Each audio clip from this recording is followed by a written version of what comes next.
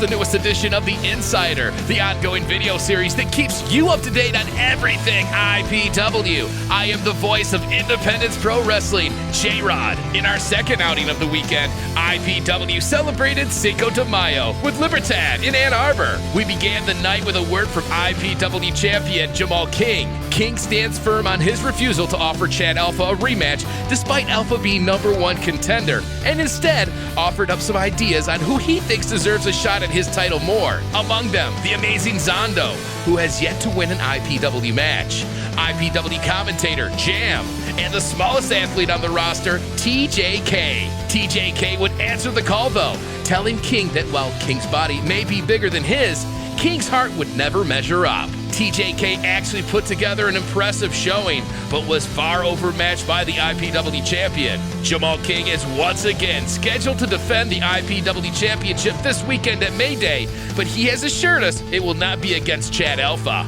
IPW has signed 3 international talents that all made their debuts at Libertad, and we started with Toronto's Dior Nolans. Dior took on IPW fan favorite Schwartzy. Schwartzy tried to shake Dior's hand prior to the start of the match, but Dior refused. The sky appears to be the limit for the 21-year-old Canadian, as he brings to the ring everything you would want in a future champion, only lacking experience, and that is what became his downfall, as Schwartzy capitalized on one lapse in concentration from Dior in order to catch a leveraged pinfall for the victory. After the match, Schwartzy once again offered a handshake, and this time Dior shook his hand, but only to set up a sneak attack low blow and lariat to the back of Schwartzy's head. Dior was asked afterwards why he did that, and Dior's answer was that he saw it as a show of condescension and challenged Schwartzy to a rematch this Sunday in Grand Rapids at Mayday. Their matchup will be our second Fate of 8 qualifier. Josh Raymond, fresh off yet another super kick from Terry Van Avery at Duel of the Fates,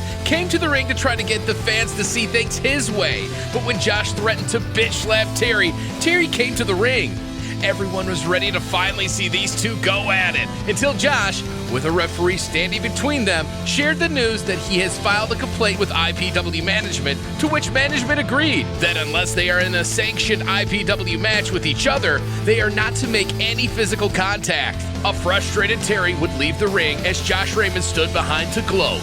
In a 4-way encounter, Young Zo fought Huper Remnar Gunlock, debuting Canadian signee Durag, and Castro Young. Both of the Upers have certainly won the fans over, and they roared in approval as Remnar Gunlock sunk in the sharpshooter for a submission victory. The Honey Badger, Lil Missy, was awarded the status of #1 contender to compete against Stella Buho in a women's championship table match. So when Stella Buho was defending her title against Thunder Kitty LaFleur at Duel of the Fates, Jeremiah Goldmay disrupted the match. Considering that, things got a little messy. This prompted matchmakers to instead make this women's title match a triple threat. A table was set up once again, and it looked like Goldmane was planning to help Honey Badger slam Buho through it. When Buho instead reversed fortunes and slammed the GIP members through it instead. But the chaos would open up an opportunity for Thunder Kitty LaFleur to roll Stella Buho up for a huge win to become our new IPW Women's Champion. Josh Raymond returned to the ring, this time to compete. His opponent would be Hexus. Raymond tried to clown Hexus a few times during the match, but Hexus seemed to be in the zone and hit a couple of maneuvers we didn't know that he had in his toolbox. As soon as Josh got the upper hand, he turned his back to showboat to the fans. That's when the man we thought was Hexus removed his mask, and we saw it was Terry Van Avery instead. As soon as Josh Raymond turned around, Terry super kicked Josh's hat off and pinned him for the 3 count, as the crowd went absolutely crazy. Despite Raymond's bitching to management, there will be no repercussions for Van Avery striking him because it was an official match. Josh Raymond may have been having fun making Terry Van Avery's life hell for the past year, but that is now 4 times in a row that Terry has gotten the jump on Josh. We all know what needs to happen here, and we can't wait to see these guys finally fight it out. The third and final international import was international talent Dragon Jones. Born in Mexico, Jones took pride in getting to make his first appearance at our Cinco de Mayo showcase. Before he could speak, though, Jones was interrupted by Big Jorge and Jeremiah Goldmane. Big Jorge, sharing Mexican heritage with Dragon Jones, wanted to put on a spectacle for the fans of Mexican wrestling. Dragon Jones would agree, and of course, Big Jorge sucker punched him. Through the match, Jones was able to show a little bit of what makes him special, and the crowd was very pleased. Just as Jones was about to put Big Jorge away, Jeremiah Goldmaid interfered, and Big Jorge dropped Jones on his head for the win. Dragon Jones enjoyed thunderous applause on his way to the back, but right when he reached the curtain, a huge masked man attacked him. The assault was violent, and we still have no idea where it came from, nor who the attacker was.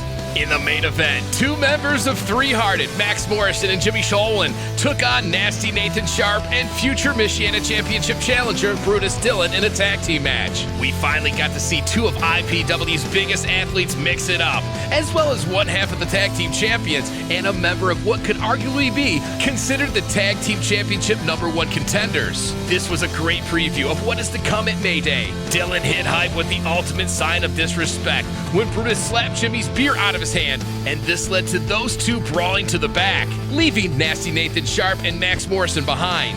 Sharp pulled a fast one on Morrison and locked in a tight crossface chicken wing for the upset victory. After that, how can anyone deny that House Bison deserves the next shot at the tag team titles? That concludes this edition of The Insider.